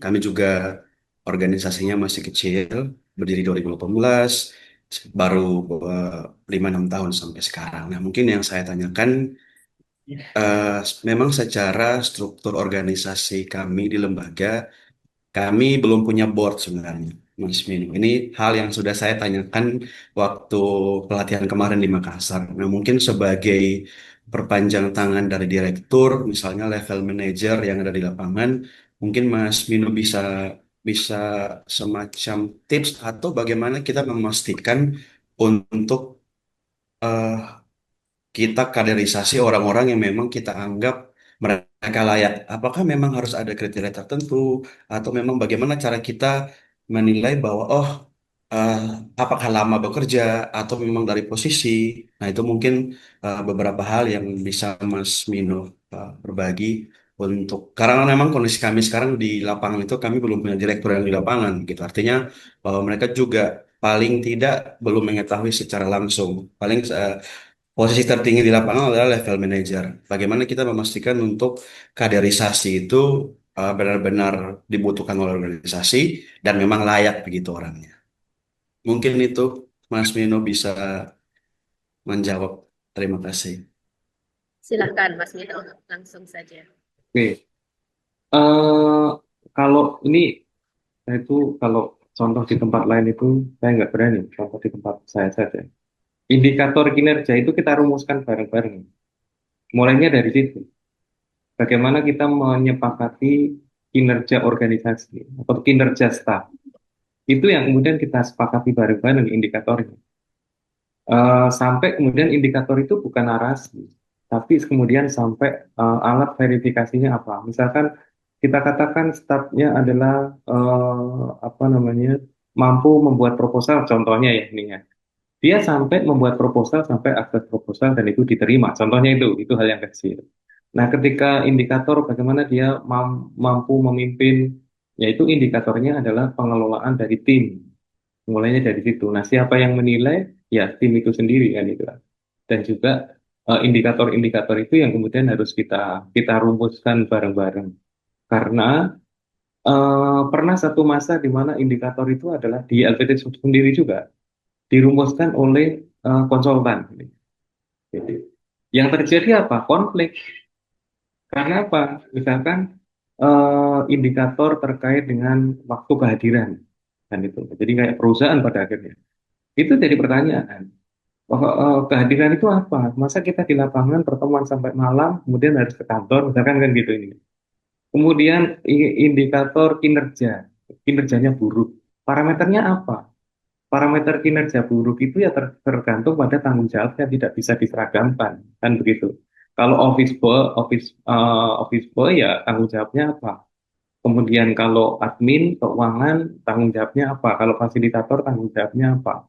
Nah, ini yang harus kita rumuskan bersama-sama. Kalau bahasanya Mbak Wiwi ya, bahasa Mbak Wiwi kan bahasa konsensus namanya. Nah, ketika kemudian kita mengeluarkan hasil penilaian, itu kemudian tidak ada yang menolak juga gitu. Ada satu masa di tahun 2020, kalau nggak salah 2024 ya, saya itu di demo besar-besaran, Pak. Karena tidak ada parameter kenapa saya harus naik posisi. Misalkan gitu ya, ini contohnya. Saya di demo dengan senior-senior saya yang tahapnya 1, 3, 4 tingkat di atas saya. Tapi kemudian itu terselesaikan karena ukurannya adalah terkait dengan kemampuan untuk mengakses dan mengelola program. Tapi karena itu belum disepakati, akhirnya menjadi masalah kan ini. Nah, sehingga eh, yang namanya posisi itu tidak bisa, kalau bahasa Jawa, urut kacang. Jadi dari atas ke bawah, nanti kalau umurnya sekian, jenjang karir itu kan bukan usia, tapi kompetensi dan kapabilitas dan kapasitas. Karena organisasi kayak kita itu bukan organisasi produksi ya, tapi organisasi itu adalah organisasi untuk mengelola ide dan gagasan gitu. Jadi lebih lebih banyak mengcreate itu.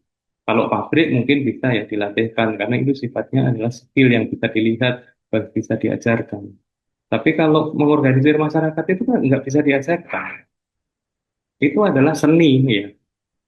Materi itu hanya pembuka awal saja. Selanjutnya bagaimana itu menjalankan ya tergantung masing-masing. Nah, itu Mas Marvel ya. Mumpung masih ini ya, masih semangat-semangatnya, masih setara, dan juga belum belum belum ada aset yang banyak, lebih baik itu disepakati dari sekarang. Nah, ada satu masa di mana satu unit kita itu ngambil kader dari luar, bubar Mbak. Karena secara ideologi nggak sejalan gitu. Kita adalah bagaimana kemudian ini pendidikan untuk anak-anak miskin gitu. Tapi secara profit kan nggak ada gitu. Tapi ini sebenarnya mandat organisasi. Tapi dijalankan oleh orang luar yang kita anggap mampu, kemudian dia kelola konvensional, bubar ininya. Jadi kaderisasi yang paling bagus itu adalah dari dalam. Kalau kemudian ada organisasi mengambil dari luar, berarti di dalam nggak ada.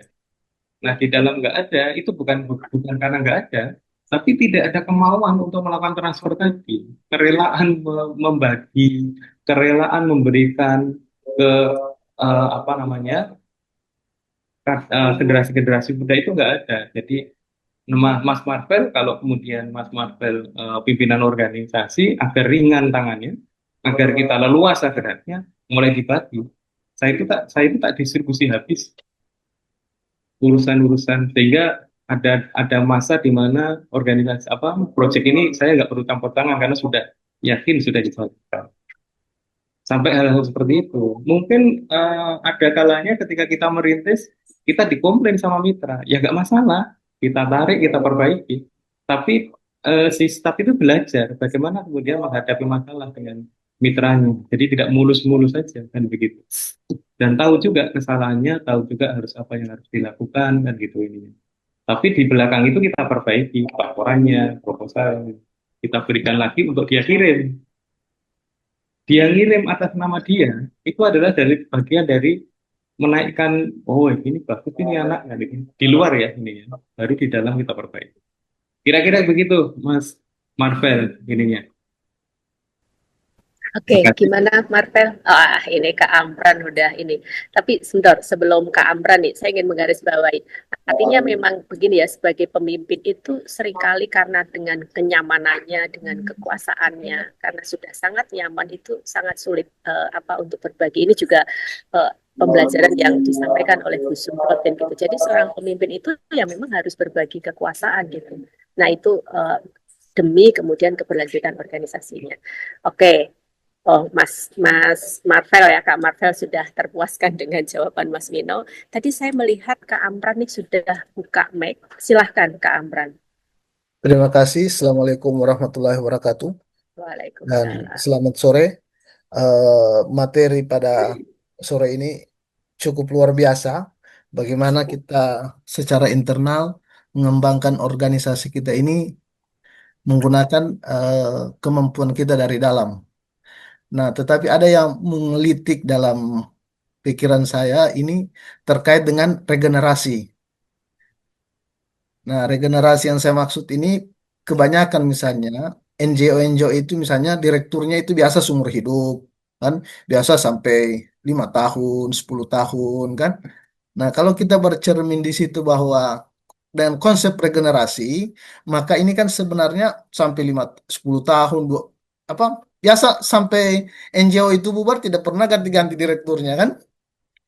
Nah, apa kita mau melakukan apa sebenarnya sehingga regenerasi itu ada misalnya kalau 2 tahun mungkin terlalu cepat, toh 4 tahun juga mungkin terlalu cepat. Nah itu pertanyaannya adalah waktu ideal untuk sebuah organisasi NGO itu untuk mengganti kepemimpinan itu satu.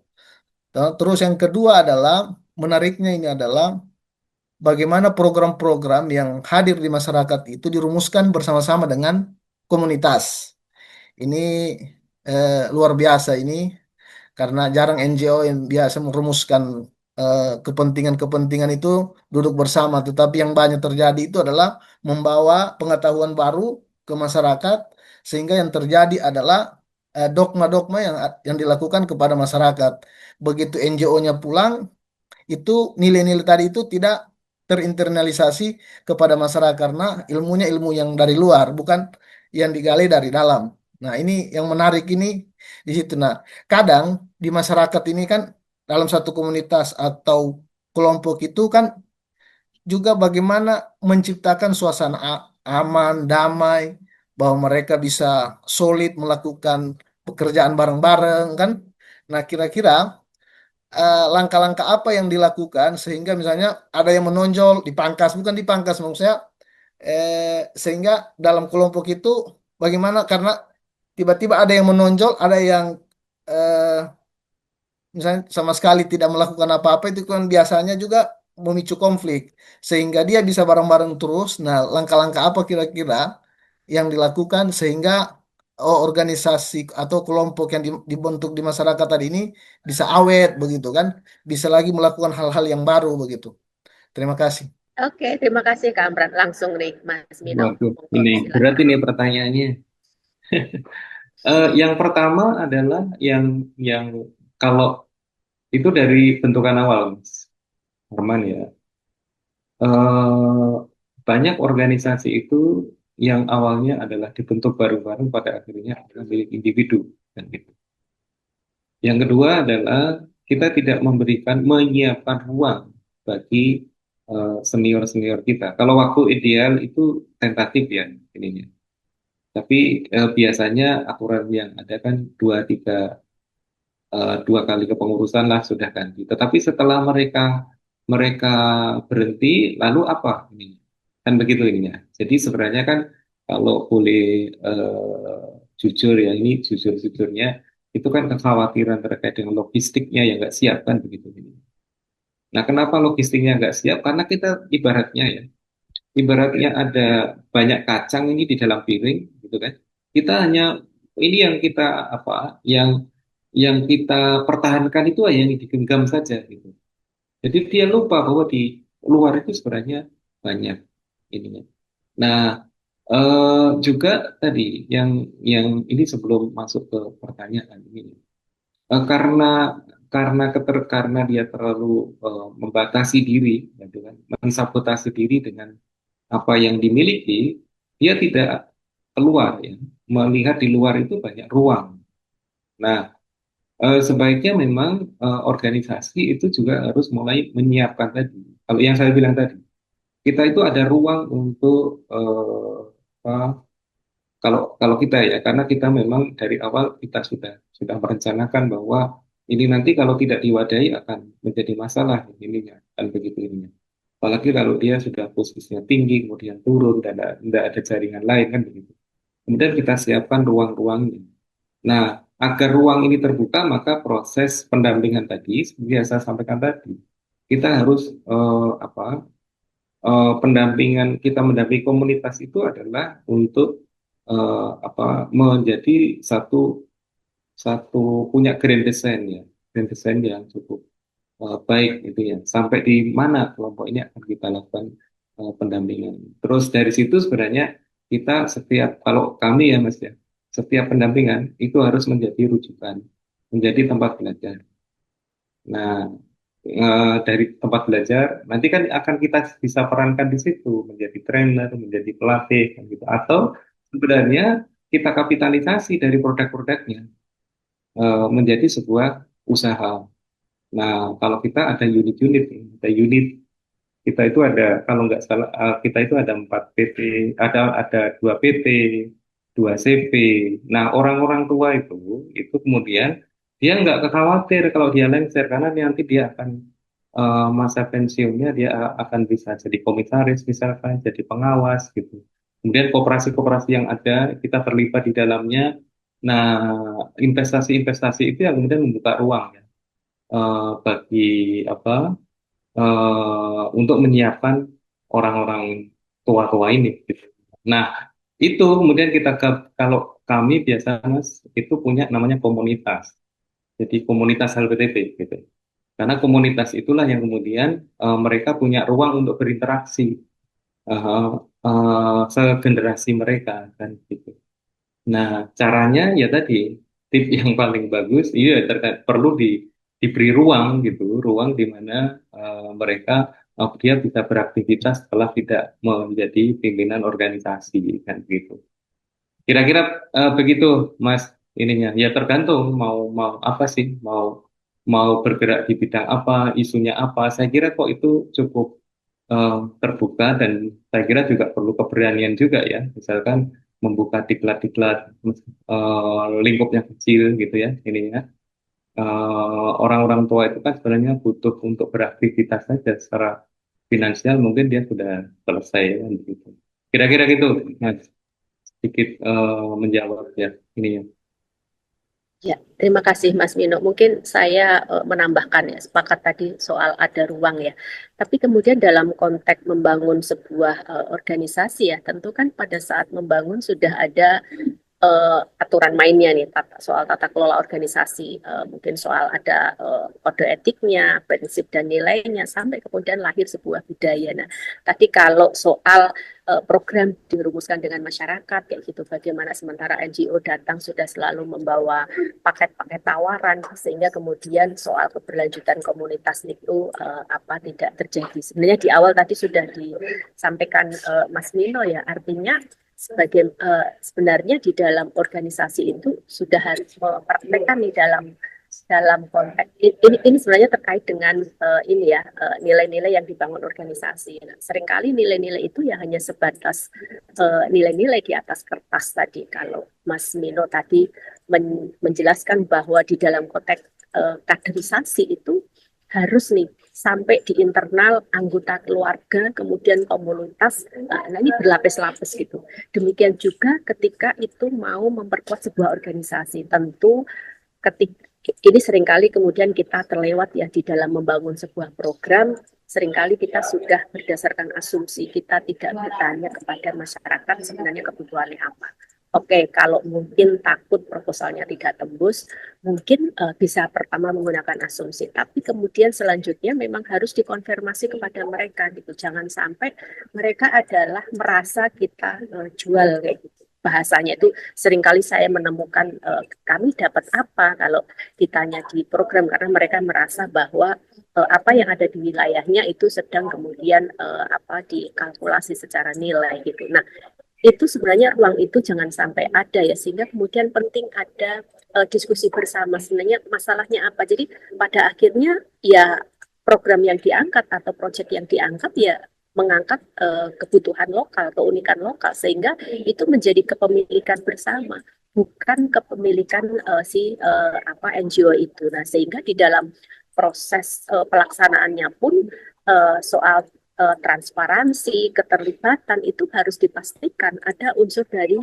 apa masyarakatnya gitu. Nah, kalau itu kita nanti bicara soal akuntabilitas program ya, artinya sehingga kemudian soal keberlanjutannya itu bisa dipastikan dan mereka memahami tentang kenapa atau urgensi soal proyek itu. Nah, itu tentu itu harus menjadi bahan diskusi dan dialog di organisasi.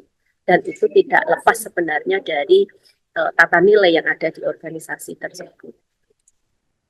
Nah, soal waktu ideal berganti sebenarnya itu juga tergantung kesepakatan di organisasi ya. Jadi memang semuanya harus dibahas secara bersama-sama. Jadi seringkali kemudian kalau pengambilan keputusan itu selalu dibahas oleh top pimpinan nih, tanpa kemudian memberikan konfirmasi kepada orang-orang yang dianggap kemudian staf atau posisinya ada di bawah. Sebenarnya dalam konteks LSM atau ber-NGO itu semua sudah seharusnya sudah keluar ya dari apa dari norma atau batasan itu, karena kemudian yang diusung adalah soal perubahan sosial.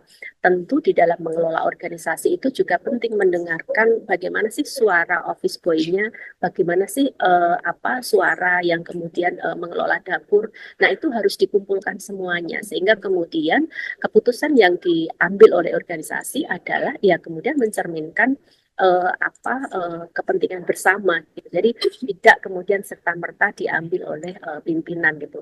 Pimpinan memang menjadi corong terdepannya untuk mengambil keputusan, tapi bagaimana prosesnya harus melibatkan dari semua pihak gitu. Nah, terkait dengan waktu berapa lama idealnya seorang pimpinan, sebenarnya itu perlu dibahas ya di organisasi dan biasanya itu ada di dalam ADART-nya. Nah, mungkin penting untuk ruang refleksi organisasi itu apa dilakukan secara rutin supaya kemudian soal kaderisasi, soal keberlanjutan dan apa kerja-kerja di lapangan ya itu kemudian bisa terjaga ya marwah soal gerakan sosialnya.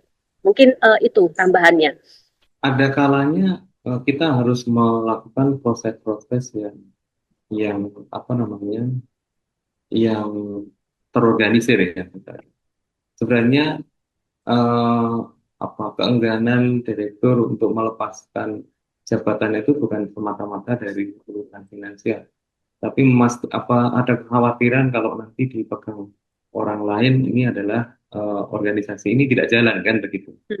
Nah, yang saya sampaikan tadi bahwa staf itu harus mengorganisir diri untuk melakukan pembuktian bahwa dia contohnya ketika menjalankan program ya itu dia juga bisa sesuai dengan ekspektasi dari pimpinan kan begitu.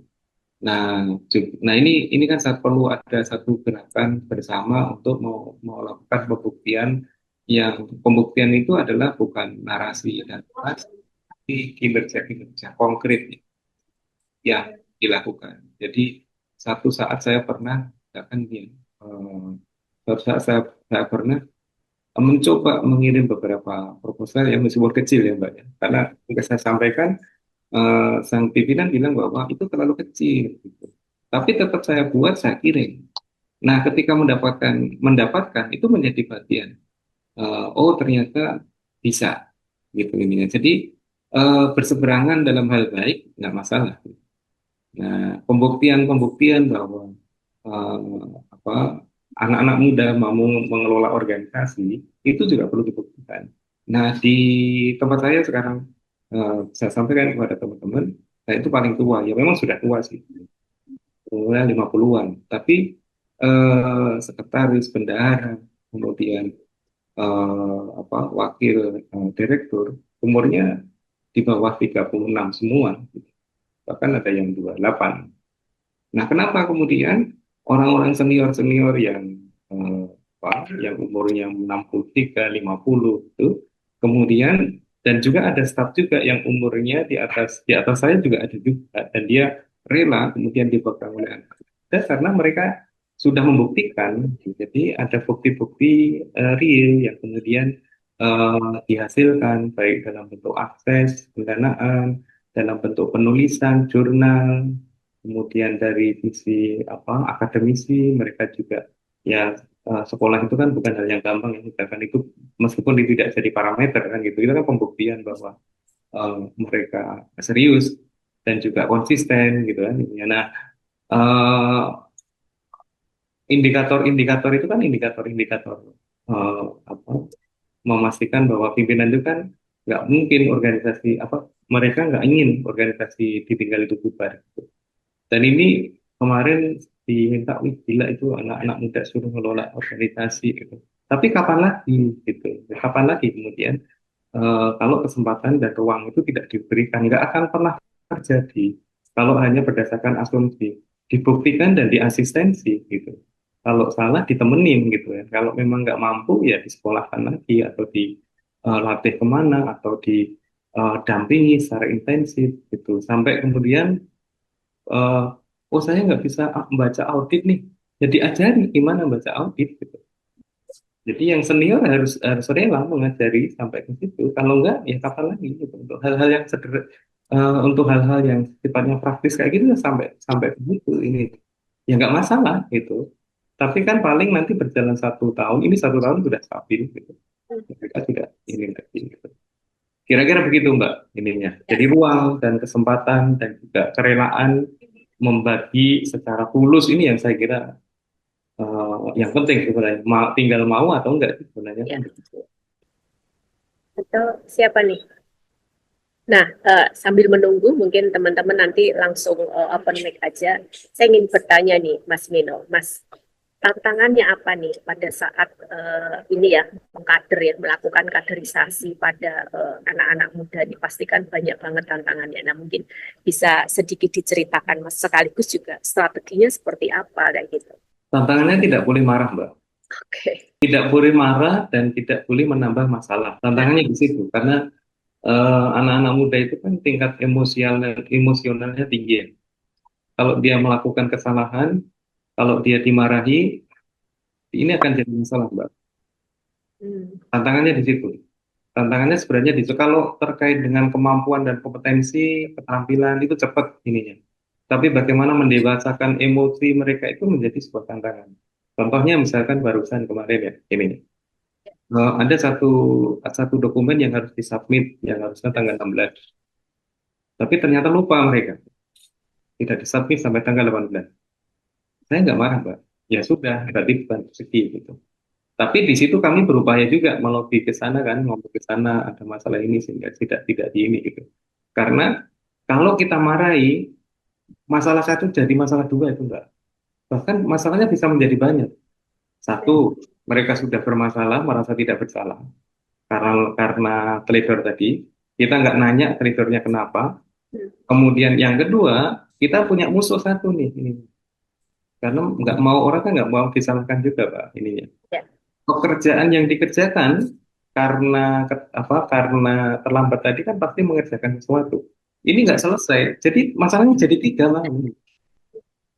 Jadi setiap permasalahan yang dihadapi, kemudian ada keteledoran yang dihadapi, ya dihadapi dengan emosi yang ya di titik dasar lah. Anak-anak muda sekarang kan gampang sekali.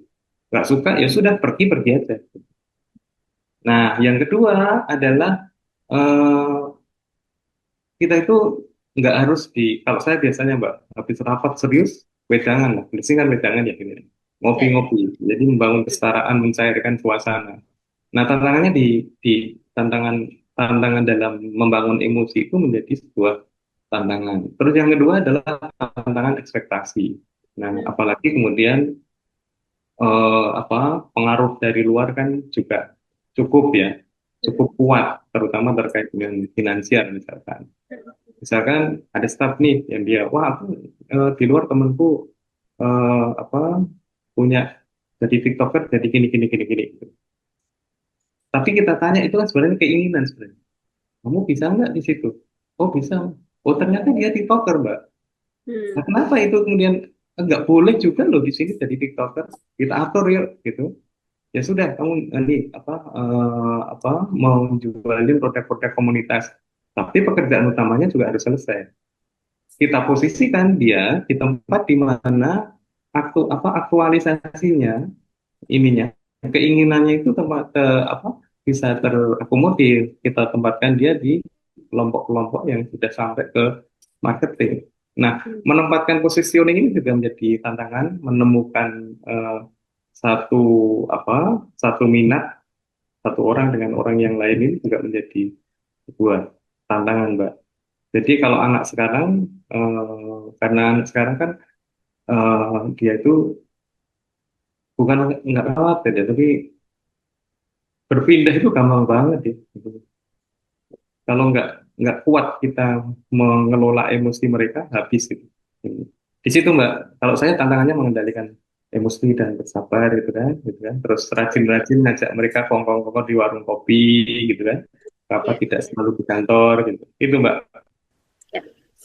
Oke, Mas Mino. Jadi ini salah satu gambarannya ya kawan-kawan bagaimana mencetak ini kader-kader. Tentu tidak mudah, tidak hanya kemudian tadi 4 mandala tadi kalau saya membahasakannya gitu loh. Tapi kemudian di dalam menjalankannya itu butuh prinsip ya, prinsip dan juga effort yang sangat luar biasa. Nah, di sini sebenarnya pesannya adalah untuk memupuk leadership ya menuju pemimpin ya gitu. Nah itu butuh nih apa namanya kemampuan sebagai pendengar ya gitu. Karena kalau kita kemudian mengabaikan hanya sebagai pendengar atau observer kayak gitu, itu apa sih kayak gitu. Tapi di dalam konteks ini bagaimana membangun keberlanjutan organisasi, melakukan kaderisasi itu kemudian menjadi penting gitu. Nah, oke, saya menawarkan lagi nih kepada kawan-kawan, kita masih ada waktu nih sekitar berapa? 7 menitan ya.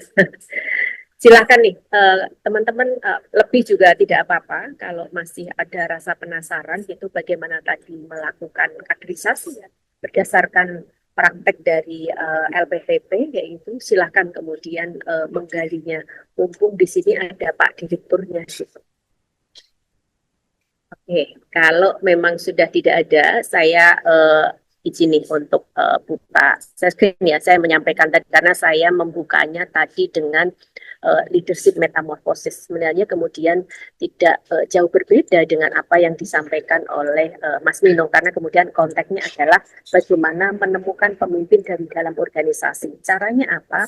Dengan melakukan kaderisasi gitu. Nah, saya izin untuk searching ya, saya buka. Nah, tadi kalau ini leadership metamorphosis, ini tadi saya menyampaikan ya, kalau menggunakan pendekatan leadership metamorphosis itu bahwa kemudian tadi bagaimana membangun, melakukan kaderisasi gitu prosesnya di sini sebenarnya gambarannya di dalam sebuah organisasi itu pasti di sana kalau bahasa kemarin di pertemuan kemarin itu ada kelompok pengikut kayak gitu, kelompok yang pasif ya, dan juga kemudian ada kelompok pemimpin kayak gitu. Nah, kemarin sudah sampai pada ciri-cirinya bagaimana sih mengidentifikasi kelompok pemimpin gitu. Nah, di sini di dalam leadership metamorphosis gitu loh kita diajak untuk mengenalinya gitu loh. Siapa sih sebenarnya pengikut kalau diilustrasikan ini sebagai ulatnya gitu. Kalau ulat itu kan ya dia kebutuhannya hanya memakan daun kayak gitu. Nah, kemudian nanti kemudian bertransformasi menjadi kepompong, nah kemudian menjadi kupu-kupu gitu. Nah, di sini nih.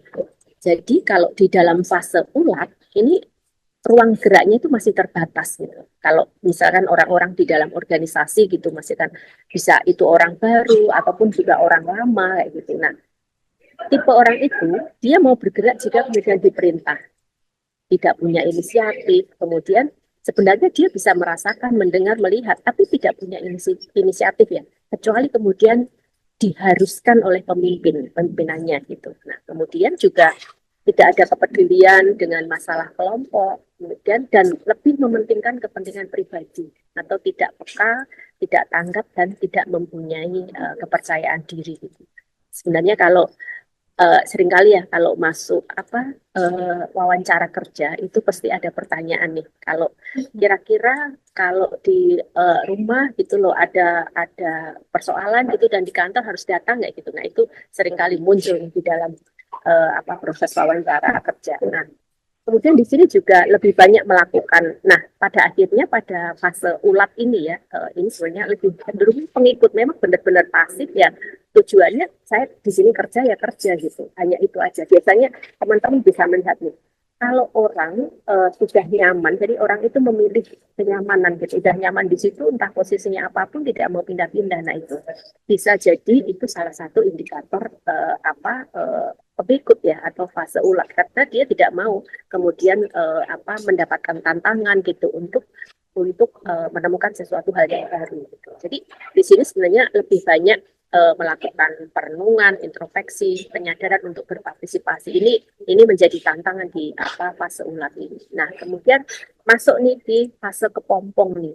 Sebenarnya fase kepompong ini kan fase istirahat ya. Dia menarik diri dari dunia luar, kemudian dan mulai fokus pada transformasi diri. Jadi ada proses perenungan yang mendalam. Nah, di sini kemudian sebenarnya sedang individu tersebut mengembangkan keterampilan, kemudian mungkin ada perubahan sikap, ada perubahan perilaku, perubahan gaya kepemimpinan. Nah, sebenarnya fase ini tuh ya mempersiapkan diri untuk menjadi pemimpin gitu, untuk mengambil peran. Makanya kadang kemudian ini kita bisa berkaca di masing-masing ya pada saat kemudian kita tentu bukan pertama kali masuk di organisasi, tapi kemudian kita sudah mengambil peran-peran kunci di organisasi. Nah, tentu kita akan merasakan fase-fase ini, di mana kita sendiri merasakan ada kebutuhan saya harus meningkatkan keterampilan, saya harus banyak membaca buku, saya harus menguasai isu ini dan itu gitu. Nah itu sebenarnya masuk di fase kepompong gitu, karena setelah itu pasti ada sesuatu yang akan dikerjakan gitu. Nah terakhir adalah masuk pada fase kupu-kupu gitu. Nah disinilah kemudian proses transformasi dan adaptasi gitu. Jadi seorang pemimpin itu harus mengarahkan organisasi atau individu untuk berkembang dan mencapai tujuan. Nah, tentu sebenarnya di sini tadi apa yang disampaikan oleh Mas Mino ya prosesnya tadi kalau dari pengalamannya LPTP gitu bagaimana proses transformasi atau kaderisasi itu tadi ada mandala kaderisasi ya. Itu ada 4 tadi saya di sini ada soal bagaimana memastikan setiap individu itu paham soal visi dan misi organisasi. Tentu itu tidak hanya dipahami kayak gitu, tapi memang kemudian beberapa kemudian harus melakukan kompromi atau perenungan. Apakah itu juga sama dengan visi organisasi ini? Apakah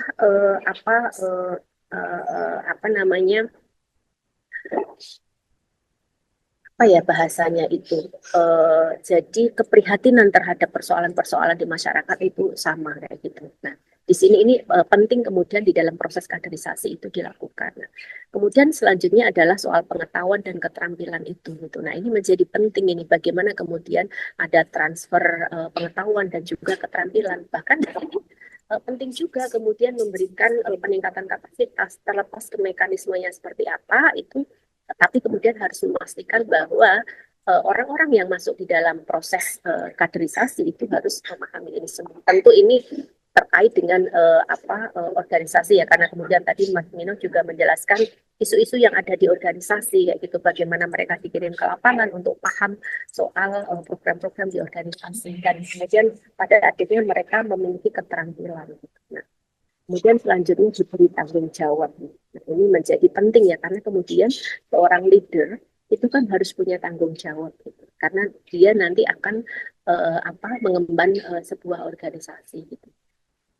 Nah, kemudian ada akses dan pengelolaan sumber daya manusia. Jadi mandala kaderisasi inilah kemudian yang dipraktekkan di LPTP gitu. Nah, tadi bagaimana kemudian memperkuatnya? Tadi mulai dari ide gagasan sampai kemudian ke mitra jaringan ya. Bahkan kemudian di tingkat keluarga itu juga harus sudah clear juga ya dengan apa yang kita lakukan, keluarga harus tahu gitu. Dan kemudian tadi juga disampaikan bahwa jangan sampai nih kemudian kita memikirkan tentang kesejahteraan orang lain, tetapi kemudian yang melakukan sendiri kemudian tidak terpenuhi kesejahteraannya. Nah, itu kemudian menjadi dinamika di dalam proses kaderisasi. Nah, tentu itu harus ditemukan lagi kemudian sejak awal dan bersama-sama ya di organisasi tersebut. Gitu. Nah, itu jadi di dalam kalau saya bungkus ya di dalam pembelajaran terkait dengan leadership metamorphosis ya.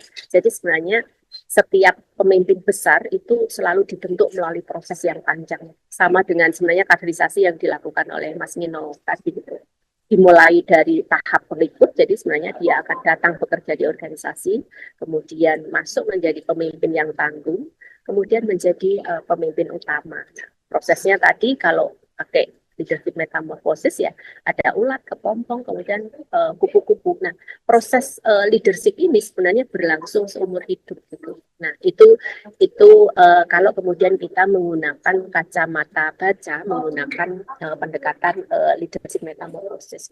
Nah, oke, sepertinya waktu sudah sudah ini ya.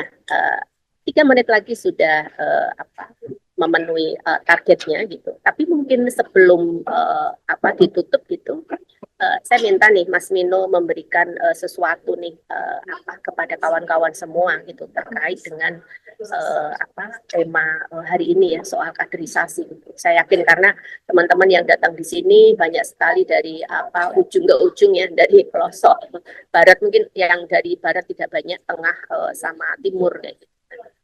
Dan isunya adalah terkait dengan isu-isu lingkungan, pertanian, dan itu sebenarnya tidak jauh berbeda dengan yang dilakukan oleh LPTP. Silahkan Mas Mino.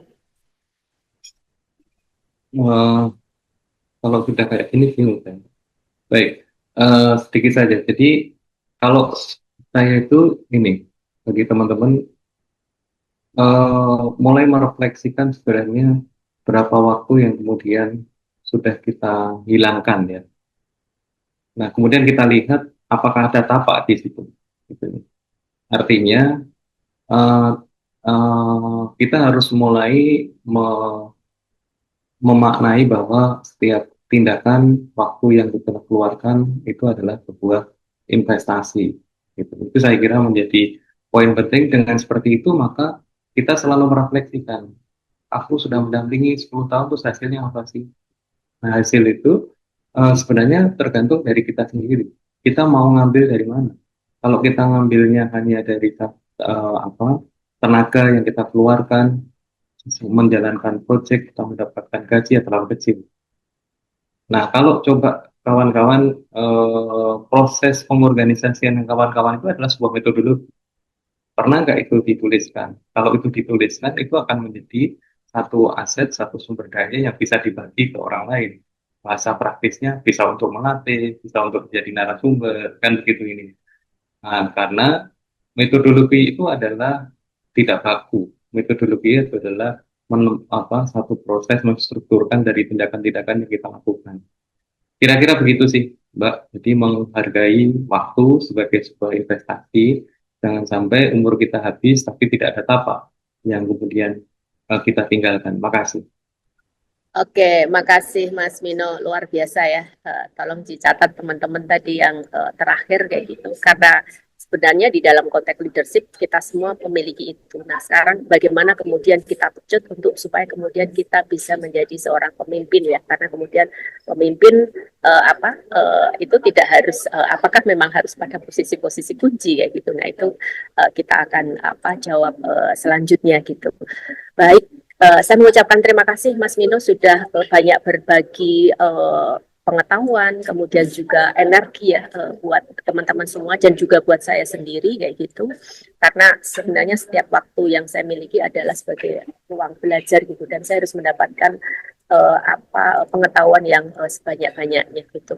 Nah, mungkin itu, semoga teman-teman kemudian juga mendapatkan ya sesuatu hal yang lain tentunya dari pelatihan pada hari ini. saya cukupkan. Mungkin di dalam proses kita bersama tadi berdiskusi, saya punya mungkin ada keseleo lidah, itu kesalahan kata, saya mohon maaf yang sebesar-besarnya.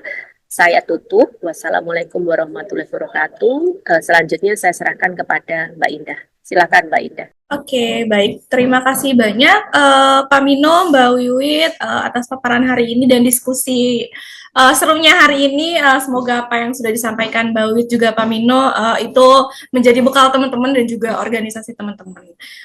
Teman-teman bisa mengakses rekaman videonya nanti melalui kanal YouTube-nya Lingkar Madani, dan nanti kami akan mengirimkan melalui via newsletter, atau teman-teman bisa melihat di webnya lingkarmadani.id. Mungkin itu aja dari aku. Terima kasih banyak. Selamat istirahat. Di sana sudah sore ya, teman-teman. Oke, baik. Terima kasih. Sehat selalu semuanya. Terima kasih.